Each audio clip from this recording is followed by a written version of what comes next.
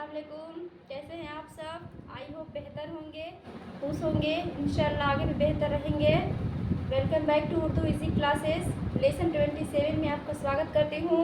जैसे कि अलिफ से लेकर के और दो तक हम कंप्लीट कर चुके हैं मिलावट, और अब हम ऐन की मिलावट बताने जा रहे हैं। ठीक है, तो और जो आप वाकई में दिल से और मन से चाहते हैं कि हाँ हम उर्दू सीखें, हमें उर्दू सीखना है और हमें उर्दू लिखना है, पढ़ना है, मेरे लिए बहुत इम्पोर्टेंट है, तो फिर फटाफट पेन और कॉपी ले लीजिए और आ जाइए लिखने के लिए। ठीक है, बहुत ही इजी तरीके से और बहुत ही सिंपल ट्रिक मैं बताऊंगी, जिससे आपको उर्दू लिखने और पढ़ने में बहुत ही आसानी होगा। ठीक है, उर्दू लिखने से पहले मैं एक बात बताना चाहूँगी, उर्दू हो या हिंदी हो या कोई और ही भाषा हो, हमें किसी भी भाषा को सीखने से पहले उसकी स्टार्टिंग ज़रूरत होती है जानने के लिए। ठीक है, जैसे हिंदी हमें पढ़ना है तो क ख ग जानना ज़रूरी होता है।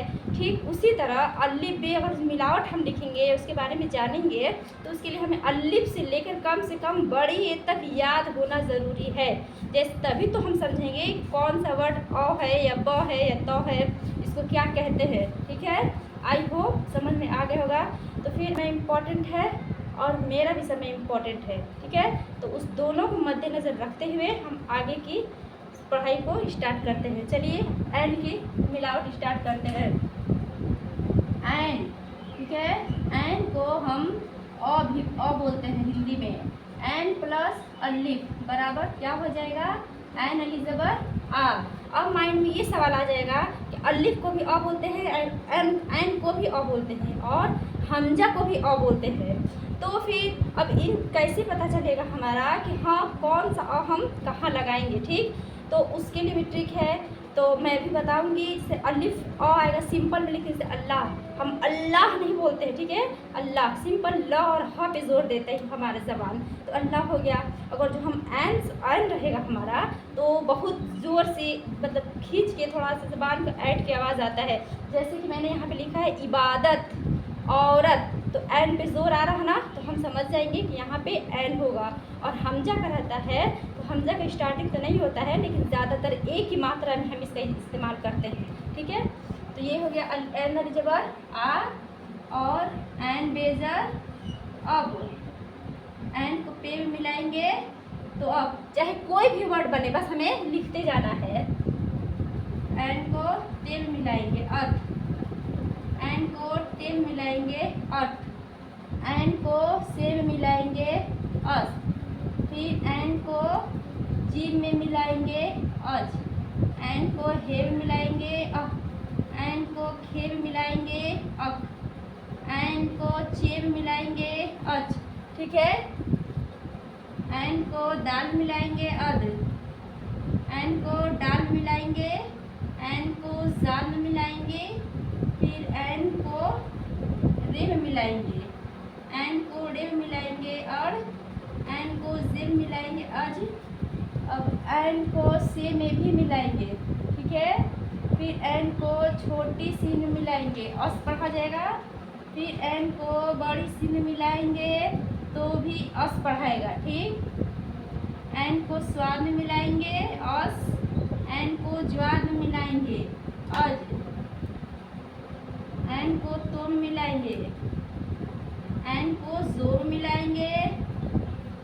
अब हम एन को एन में ही मिलाएंगे तो अह पढ़ाएगा, एन को गैन में मिलाएंगे तो अग पढ़ाएगा। ठीक है, हर एक हर्फ में हम जिस चीज़ का मिलावट कर रहे हैं उसको मिलाते जाएंगे। ठीक, अब एन को फेल मिलाएंगे अफ, एन को बड़ा काफ मिलाएंगे, फिर एन को छोटा काफ मिलाएंगे तो भी अफ होगा, एन को गाफ मिलाएंगे अग, और एन को लाम में मिलाएंगे, एन को मी में मिलाएंगे।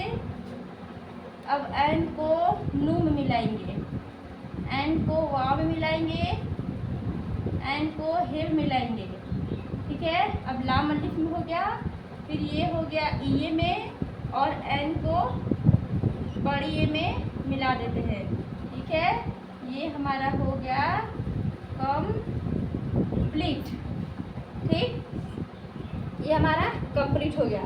जैसे कि अभी आप देख सकते हैं कि मैंने एंड को कैसे मिलाया है और कौन से हर्फ में मिल कर के वो क्या बना है।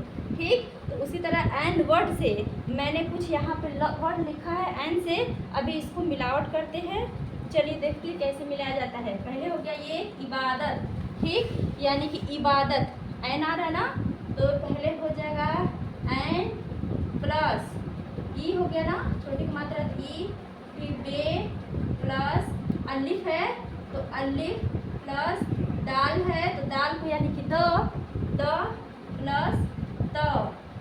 देखिए मैंने अभी कहा ना कि पहले क और ख याद होना चाहिए कि उर्दू में किस वर्ड को क्या बोलते हैं हिंदी में। ठीक, जैसे एन को अ बोलते हैं, तो को त बोलते हैं, मीम को म बोलते हैं। ये चीज़ आना पहले बहुत इम्पोर्टेंट है। ठीक है, तो इबादत हो गया हमारा। अब इसको हम कन्वर्ट कर देते हैं। अलिफ को एन को बे में मिला दिए, इबा हो गया, दाल हो गया और ये हो गया त। कितना इजी है मिलाना। इबादत हो गया ना। अब ये हो गया आदत।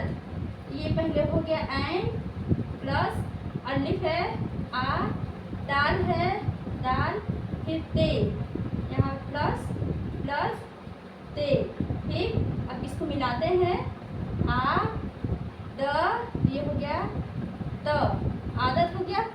ठीक, अब हो गया औरत, तो ये हमारा हो जाएगा एंड प्लस ये औ का मात्रा है ना तो डबल होता है। मैं बहुत ही सिंपल तरीके से इस मिलावट जब ख़त्म हो जाएगा तो मैं औ की मात्रा भी बताऊंगी बहुत ही इजी तरीका से। ठीक, अभी पहले हमारा ध्यान बिल्कुल मिलावट पे होना चाहिए।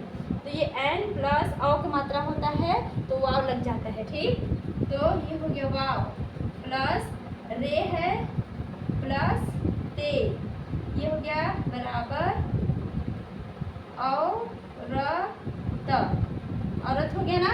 अब ये हो गया इल्म। ठीक, तो पहले ही हो गया एन प्लस लाम या ल को उर्दू में ल बोलते हैं, हिंदी में ल और उर्दू में लाम। ठीक, ये हो गया लाम प्लस म है ना, यानी कि उर्दू में मीम, ये हो गया मीम।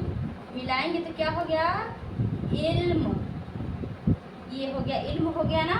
अब ये हो गया हमारा हो गया इबादत, आदत, औरत, ये हो गया इल्म। कितना इजी तरीके से हो गया मिलावट। तो कहने का मतलब जब तक नहीं आएगा आपको, लाम मीम को म बोलते हैं, नू को न बोलते हैं, हे को ह बोलते हैं, चौक चे को च बोलते हैं, ये चीज़ पहले आना बहुत ही ज़रूरी है। ठीक, इसको पहले याद कर लीजिए दिमाग में। बहुत ही आसान ट्रिक है, मैंने बताया अपने पिछले वीडियो में, डिस्क्रिप्शन में है, डिस्क्रिप्शन में आप जा करके लिंक देख सकते हैं जा करके। पीछे भी वीडियो में मैंने डाला हुआ है, उसमें मैंने क पे को ब ऐसे करके सब लिखा है। बहुत इसी तरीके से आपको याद हो जाएगा। ठीक है, उसके बाद से मिलावट करने में और उर्दू लिखने में और पढ़ने में आप कोई दिक्कत नहीं होगा और कोई भी रोक नहीं सकता है। ठीक, फिलहाल अभी के लिए इतना ठीक है। और अभी आपके माइंड में एन से जो भी वर्ड आता है तो उसको आप खुद लिख करके खुद बनाइए, कोशिश करिए, इंशाल्लाह ज़रूर आए। ठीक है, तो तब तक के लिए आप लोग प्रैक्टिस करिए। इसको अभी आप इसकी साथ भी ले सकते हैं प्रैक्टिस करने के लिए। और मैं इंशाल्लाह अगले वीडियो में फिर आऊँगी। खुदा हाफिज़।